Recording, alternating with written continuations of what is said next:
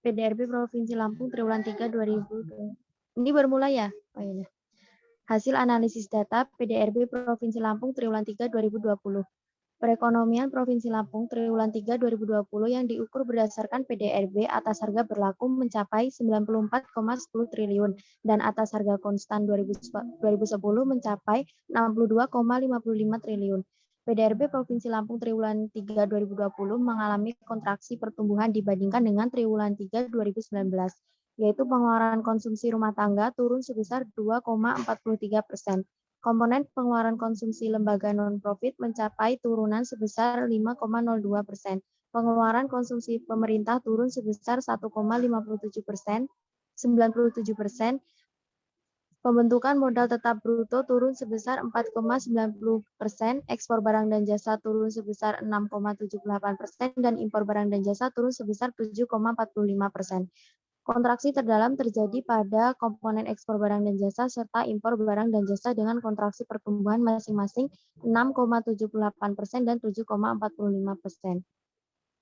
Pertumbuhan ekonomi triwulan 3 2020 terhadap triwulan 2 2020, pengeluaran konsumsi rumah tangga tumbuh sebesar 2,16%, PKLNPRT tumbuh sebesar 5,23%, PKP tumbuh sebesar 14,51%, PMTB tumbuh sebesar 4,31%, ekspor barang dan jasa tumbuh sebesar 7,08%, dan impor barang dan jasa tumbuh sebesar 5,84%. Pada triwulan 3 2020, pertumbuhan tertinggi pada komponen pengeluaran konsumsi pemerintah sebesar 14,51% dan komponen ekspor barang dan jasa sebesar 7,08%. Secara keseluruhan, PDRB triwulan 3 2020 terhadap triwulan 3 2019 mengalami kontraksi sebesar 2,41%. Sebaliknya, ekonomi Provinsi Lampung triwulan 3 2020 tumbuh sebesar 4,15% dibanding triwulan sebelumnya.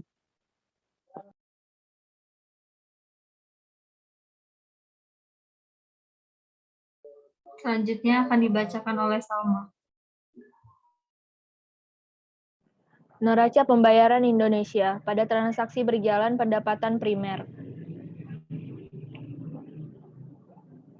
Dalam data neraca pembayaran Indonesia pada transaksi berjalan pendapatan primer, terdapat berbagai macam pendapatan yang termasuk dalam neraca pembayaran Indonesia, yaitu A. Pendapatan primer. Dari data di atas, pada pendapatan primer tahun 2014 sampai dengan 2018, pendapatan primer pada tahun 2014 yaitu minus 29,703, menurun pada tahun 2015 karena berkurangnya pembayaran dan meningkatnya penerimaan, lalu meningkat sampai tahun 2017 yaitu minus 32,815, dan menurun pada tahun 2018 yaitu minus 30,815.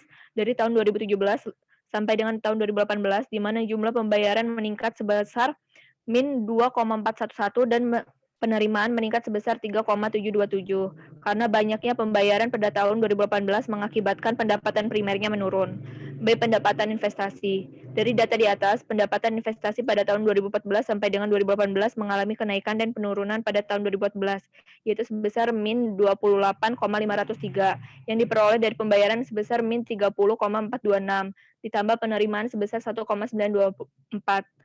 Pada tahun 2015, pendapatan investasi menurun menjadi min 27,018 dan meningkat kembali sampai tahun 2017, yaitu sebesar min 30,624. Pada tahun 2018, menurun menjadi min 29,312. Pembayaran meningkat sebesar min 38,373 ditambah dengan penerimaan sebesar 9.061.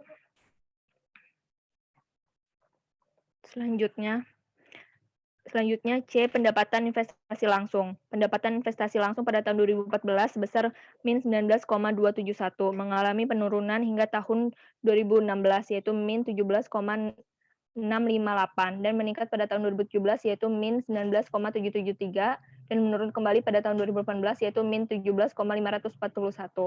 Pendapatan modal ekuitas pada tahun 2014 yaitu min 17,888 mengalami penurunan hingga tahun 2016 yaitu min 16,557. Lalu pada tahun 2017 mengalami peningkatan kembali menjadi min 18,816 dan menurun kembali pada tahun 2016 menjadi min 16,407.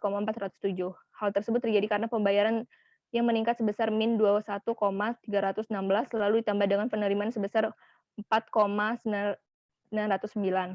Pendapatan utang pada tahun 2014 sampai dengan 2015 mengalami peningkatan yaitu dari min 1,383 menjadi min 1,423. Lalu pada 2016 mengalami penurunan menjadi min 1,036 karena banyaknya penerimaan yang bertambah yaitu menjadi 74. Lalu pada tahun 2017 menurun kembali karena pembayaran yang semakin sedikit. Dan pada tahun 2018 meningkat kembali menjadi min 1,134 karena pembayaran yang meningkat menjadi min 1,176 ditambah dengan penerimaan sebesar 43. D. Pendapatan investasi portofolio. Pendapatan investasi portofolio, pendapatan modal usaha pada tahun 2014 sampai dengan 2018. Pendapatan investasi portofolio pada tahun 2014 yaitu minus 7.106 menurun pada tahun 2015 karena berkurangnya pembayaran dan menurunnya penerimaan. Lalu meningkat kembali di tahun 2016 sebesar min 8.318 dikarenakan adanya penurunan pembayaran dan kenaikan penerimaan. Di tahun 2016 mengalami peningkatan kembali menjadi sebesar min 8.600 karena adanya penurunan pembayaran dan penurunan penerimaan. Kemudian meningkat sampai tahun 2018 yaitu sebesar min 9.649 karena adanya kenaikan penerimaan dan kenaikan pembayaran. Pendapatan investasi portofolio pada pendapatan utang atau bunga. Pada tahun 2014 sampai dengan 2015 mengalami penurunan dari min 4.885 ke min 4.525 dikarenakan naiknya penerimaan dan pembayaran. Pada tahun 2016 mengalami kenaikan menjadi min 6.398 dikarenakan menurunnya penerimaan dan naiknya pembayaran. Kemudian pada tahun 2017 mengalami penurunan kembali menjadi min 6.144 dikarenakan naiknya penerimaan dan pembayaran. Kemudian pada tahun 2018 kembali mengalami kenaikan menjadi min 6.487 karena naiknya penerimaan dari pembayaran. Pendapatan investasi lainnya. Pendapatan investasi lainnya mengalami penurunan pada tahun 2014 sampai dengan 2015 dari min 2.128 menjadi min 2.053 dikarenakan penurunan penerimaan dan pembayaran. Pada tahun 2016 mengalami kenaikan kembali menjadi min 2.183 dikarenakan kenaikan penerimaan dan pembayaran. Pada tahun 2017 mengalami kenaikan kembali menjadi min 2.250 dikarenakan kenaikan penerimaan dan pembayaran. Pada tahun 2018 mengalami penurunan menjadi min 2.123 dikarenakan ada kenaikan penerimaan dan pembayaran. Sekian presentasi yang dapat kami sampaikan. Wassalamualaikum warahmatullahi wabarakatuh.